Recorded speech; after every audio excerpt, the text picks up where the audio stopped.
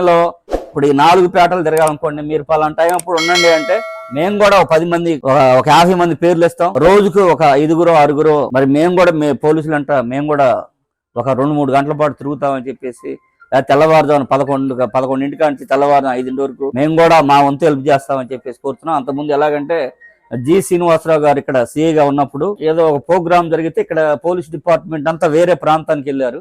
వెళ్తే అప్పుడు టౌన్ లో యువకుల్ని తీసుకొని ఈ పెట్రోలింగ్ కి వీళ్ళందరినీ కూడా తిప్పిన దాంట్లో నేను కూడా ఉండి దాదాపు ఒక 20 రోజుల పాటు తిరగటం జరిగింది. అలా చేయటానికి యువకులందరూ కూడా పోలీస్ డిపార్ట్మెంట్ సహకరించడానికి మా కాలనీ కాదు, అన్ని టౌన్ లో అన్ని ప్రాంతాల నుంచి కూడా యువకులు ఎప్పుడు సిద్ధంగా ఉంటారు.